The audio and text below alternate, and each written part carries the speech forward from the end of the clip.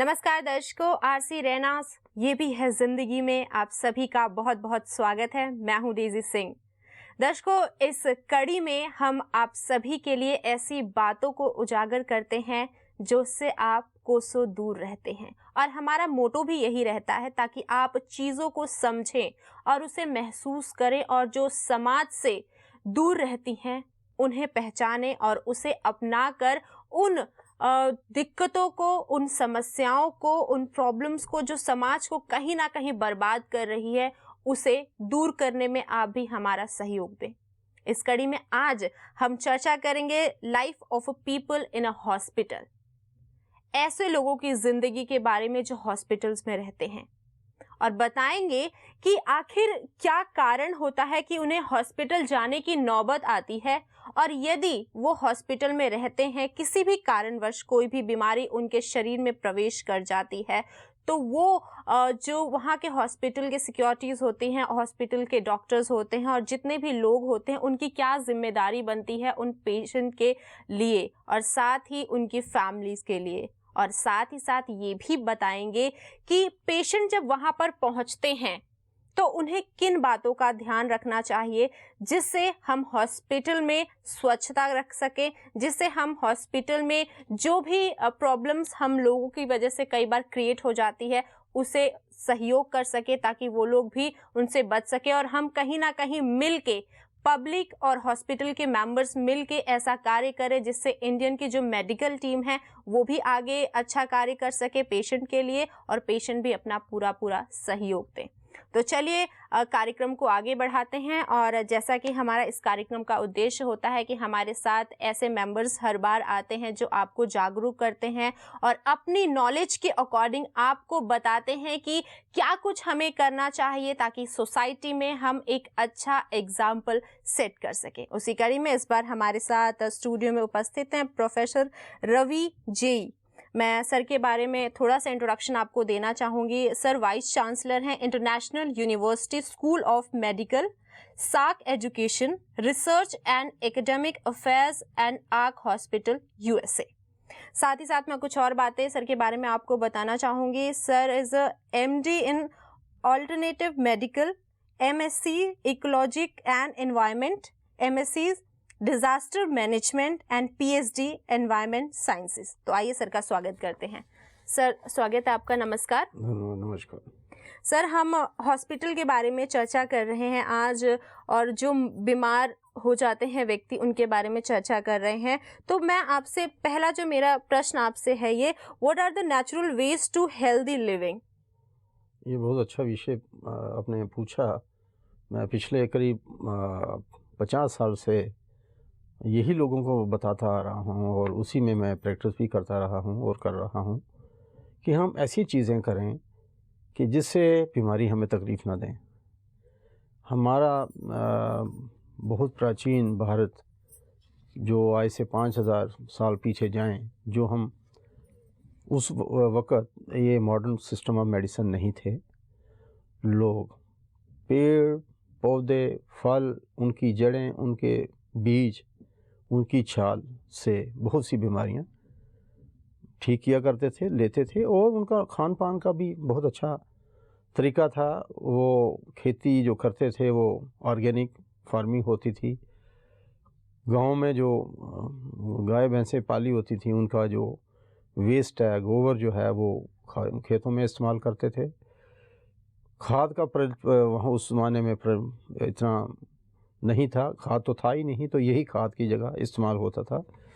इसका नतीजा ये था कि कभी हमारे जो फसलें हैं, जैसे गंदम है, चावल हैं, धान है, मक्की है, दालें हैं, आलू हैं, तो इनमें जो भी खाद वगैरह होता था सब ऑर्गेनिक होता था। उससे क्या होता था कि जो हम उनके धारण करते, जब खाते थे, हम दाल खाई या चावल खाए या हमें रोटी खाई या मक्की की रोटी खाई, तो उसका हमारे शरीर में, हमारे डाइजेस्टिव सिस्टम में, हमारे आंतड़ियों पे, हमारी फूड पाइप पे कोई ऐसा इफेक्ट नहीं होता था। तो आज ये सब बीमारियां आने का कारण यही है कि हमने वो सब भूल भाल के और ये भी बात सच है कि अब जो किसान है वो भी चाहता है कि हम अपने खेत से जो अभी कम होके छोटे खेत रह गए हैं, पहले तो बड़े बड़े खेत होते थे, जब फैमिली बढ़ती गई उसके छोटे छोटे हिस्से होते गए, तो अब फार्मर की, किसान की ये भी मुश्किल है, उसके पास थोड़ी ज़मीन है और उसमें वो चाहता है कि ज़्यादा से ज़्यादा मैं खेती करूं और ज़्यादा से ज़्यादा मैं उसमें से फ़ायदा लूं। तो इसी कारण वो इसके लिए वो खाद का इस्तेमाल करते हैं। खाद की सबसे मैं ये समझता हूँ कि जो जैसे हम आलू के लिए ज़्यादा से ज़्यादा आलू जो है, आलू की फसल जो ज़्यादा यूरिया लेती है, ज़्यादा यूरिया इस्तेमाल करते हैं, आलू ज़्यादा ऑब्ज़र्व करता है। इसी तरीके से उड़द की दाल है, काली दाल, सबसे ज़्यादा ये यूरिया को धारण करती है, लेती है। तो इसकी लेने से या इसके जो खेत में फार्मर जो डालते हैं, इससे बड़े बड़े आलू पैदा होते हैं और उसकी आमदनी बढ़ती है। उसका तो इंटरेस्ट है कि उसकी आमदनी बढ़े, लेकिन क्या ये हमारी सेहत के लिए ठीक है? जो बड़े आलू हम लेते हैं या जो ऐसे जिनको हमने खाद दिया हुआ है, जो इसके जो एग्रीकल्चर प्रोड्यूस है, क्या हमारे लिए ठीक है? तो बिल्कुल उसमें ये कहना चाहूँगा कि उसमें मैक्सिमम हम यूरिया ले रहे हैं, हमारा यूरिक एसिड बढ़ता है, हमारे ब्लड में यूरिया बढ़ता है, जॉइंट पेन होती है, जॉइंट में स्वेलिंग आती है। तो लिहाजा हमें नेचर को अडॉप्ट करना है, ये मेरा कहना है। और मैं आज तक वो करता आ रहा हूँ और मैंने देखा है कि यहाँ लोगों को इस तरीके से जागरूकता दी गई, लोगों को बताया गया, तो लोगों को बहुत फ़ायदा हुआ। एक तो हमारे बुज़ुर्ग जो थे, हमारे बड़े थे, वो बहुत जल्दी जागा करते थे, 4 बजे, 3 बजे, 3:30, 4, पौने 4 बजे जागे और सूरज उदय होने से पहले वो तैयार हैं, प्राणायाम किया, खेतीबाड़ी के लिए निकल गए और सूर्य होने तक वो सारे अपने काम संपन्न कर लेते थे। आपने जाना होगा या आप डाटा कलेक्ट करें, जितने भी दुनिया में कार्डिक प्रॉब्लम्स आती हैं, कार्डिक अरेस्ट हुआ, किसी को कार्डिक हार्ट अटैक हुआ, जो आज के विषय में ये दिया जाता है जी उसको हार्ट अटैक हो गया, तो majority of the cases, majority of the biological changes take place between 4 and before the sunrise। हमारे शास्त्रों में भी ये कहा गया कि सूरज उदय होने से पहले जागें, प्राणायाम करें, मॉर्निंग वॉक करें और उसके बाद सूर्य भगवान को जल अर्पित करते हुए हम अपनी नई ज़िंदगी का नया दिन शुरू करें। तो कहीं ना कहीं हमें रूटीन्स पे ध्यान देना होगा, ज़रूर देना होगा, और हमारा खान पान का बहुत रोल है हमारी हेल्दी लिविंग पे। जो हम खाएंगे, जैसे हमने पानी पिया तो उसका इफेक्ट होगा। अगर किसी ने गलती कारणवश या किसी गलती से उस पानी की जगह कोई जहर, कोई जहरीली चीज़ ऐसी इस्तेमाल कर ली तो उसका वही इफेक्ट होगा। जैसे हम कॉफ़ी पीते हैं तो बहुत बार कॉफ़ी पीने के बाद हम महसूस करते हैं हमें हाइपर एसिडिटी हो रही है, एसिडिटी हो रही है, जलन हो रही है, कहीं बाइल्स आ रहे हैं, कहीं खारिश की तकलीफ़ हो रही है। तो बिकॉज ये कॉफ़ी का एक, ये तो ठीक है एंटीऑक्सीडेंट है, मानता हूँ, लेकिन इसका साइड इफ़ेक्ट तो है ये, it produce heat in the body. तो उस लिए हमें हर चीज़ को उस तरीके से बैलेंस करके लेना है। अगर कॉफ़ी ली एक कप ठीक है, तो हम सारा दिन हर घंटे के बाद 2 घंटे के बाद कॉफ़ी तो लेते रहें या ऐसी चीज़ें लें। एडिक्शन नहीं होना चाहिए, नहीं होना चाहिए। और ज़्यादा से ज़्यादा हम कोशिश करें कि नेचर को अपने अडॉप्ट करते हुए अपने आप को ठीक रखें। और ये अब जान के आपको खुशी होगी कि I am not touching a higher age, but still I am keeping a good health and I get up accordingly following the ancient system of our lifestyle। मैं सुबह 4 बजे जागता हूँ और 5:30 तक प्राणायाम, टॉयलेट वगैरह होके, कभी आज तक मुझे याद ही नहीं आता कि कभी कॉन्स्टिपेशन हुई हो।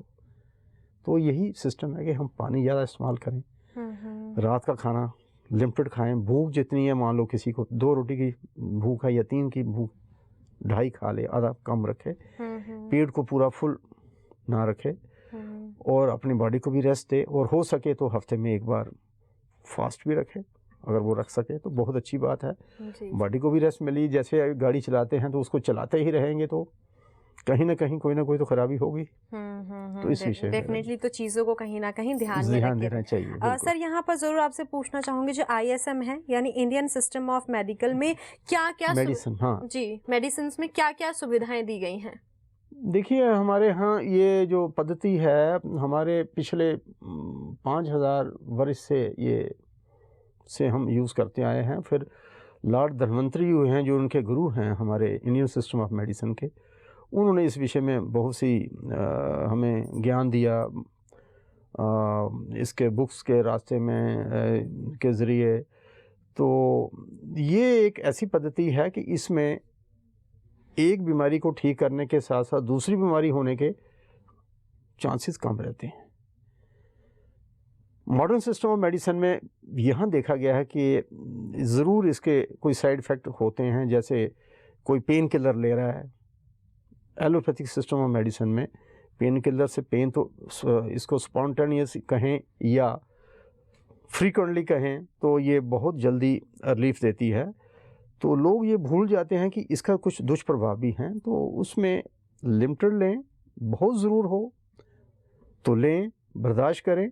नहीं तो हमारे जैसे इंडियन सिस्टम ऑफ मेडिसिन में हम यही सजेस्ट करते हैं हॉट वाटर फर्मेंटेशन। सिंपल, कोई खर्चा नहीं है। गरीब आदमी से गरीब आदमी, गांव दूर दराज के इलाकों में कहीं जंगल है, कहीं बियाबान है, कहीं डॉक्टर नज़र नहीं आता, तो वहाँ क्या करना चाहिए? किसी को तकलीफ़ होगी, पाँव सूज गए हैं, जोड़ों में देर चलने से या थकान से उसको तकलीफ़ हो रही है, वो बेचारा महसूस कर रहा है, अब डॉक्टर नहीं है तो क्या करना चाहिए? मैं तो यही सुझाव दूंगा। ये हमारे शहर के लोगों में भी, जो शहर में हैं, जो गांव में हैं, उन सब के लिए ये लागू है। गर्म पानी करें, उसमें खाने का नमक 1-2 चम्मच डाल लें और 2 पुराने कपड़े लें और उसको हॉट वाटर फर्मेंटेशन, यहाँ भी पेन है उसमें हॉट वाटर फर्मेंटेशन करें तो ज़रूर तकलीफ़ ठीक होगी। मेरा ये मानना है और ये तथ्य और ये माना हुआ है और आजमाया हुआ चीज़ है। जॉइंट पेन्स के लिए तो सब बुज़ुर्गों को और सब जो नौजवान भी हैं जिनको ये तकलीफ़ हो, गर्म पानी किया, उसमें 2 चम्मच नमक डालें और उसमें 2 पुराने कपड़े डाल लें और यहाँ तकलीफ़ है उसको एक को वहाँ रखें। जब ये थोड़ा सा ठंडा हो जाए पानी में फिर डाल दें, दूसरा उठाएं। बॉडी के किसी भी पार्ट में अगर पेन हो, किसी भी पार्ट में पेन हो तो आप इस तरीके से बॉडी की पेन को मैनेज कर सकते हैं very easily without even consulting a physician. आपको फिजिशियन के पास भी जाने की ज़रूरत नहीं है। फिजिशियन के पास ज़रूर जाना है जब हमने कोई दवाई ओरली लेनी है, जब हमने धारण करनी है, जो शरीर के अंदर जाए, जो पेट के अंदर जाने वाली है। डॉक्टर की सलाह के बिना नहीं लेनी चाहिए। चाहे IMS Indian system of medicine में जो ISM के प्रैक्टिशनर्स हैं उनके पास जाइए, या आप एलोपैथिक सिस्टम जो मॉडर्न सिस्टम मेडिसिन कर रहे हैं उनके पास जाइए।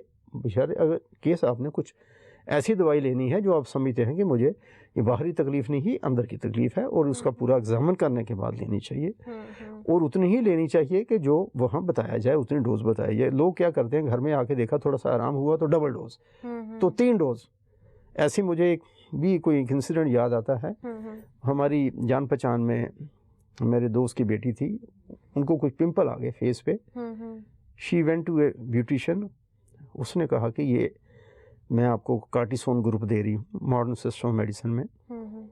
तो हम तो यही कहते हैं कि कार्टिसोन नहीं लेने चाहिए। कार्टिसोन ग्रुप लेने से तो ऐसे कई बार साइड इफ़ेक्ट इतने सीवियर होते हैं कि मसल जो है मेल्ट हो जाता है और बोन्स निकल आती हैं। तो उसने क्या किया कि जो उसकी ब्यूटिशियन थी उसने उसको टेबलेट दे दी। तो जो घर पे आई उसने एक टेबलेट ली, उसके बाद दूसरी डोज ली, दूसरी के बाद उसने महसूस किया कि ये तो पिंपल तो बिल्कुल साफ़ हो गया, मैं तो बहुत अच्छी लगने लगी, सुंदर लगने लगी, तो क्यों ना मैं ओवरनाइट सुंदर हो जाऊं। तो उसने उसकी वो 3-4 टेबलेट इकट्ठी लेना शुरू कर दी, विद रिजल्ट कि उससे पूरी बॉडी का जितना मसल था सब मेल्ट कर गया। नतीजा ये हुआ कि उस बेचारी को इतनी तकलीफ़ होगी कि जैसे बच्चे छोटे बच्चे के ऊपर हम मच्छरदानी डाल के वो लेटा रहता है, वो मूवमेंट नहीं कर पाता कि ताकि उसको कोई देख ना पाए और उसको मच्छर या मक्खियाँ उसको तंग ना करें, ये उसकी हालत थी। तो मुझे उस इंसिडेंट से मैंने ये फ़ैसला किया कि लोगों तक ये पहुंचना चाहिए कि बिना डॉक्टर की सलाह के ऐसी दवाई ना लें जो हमें नुकसान कर सके, इनर बॉडी में बॉडी के जो हम खाने वाली दवाइयाँ हैं या इंजेक्टेबल्स हैं, हमें डॉक्टर की सलाह के बिना नहीं लेनी चाहिए। ये मेरी राय है। बिल्कुल बिल्कुल।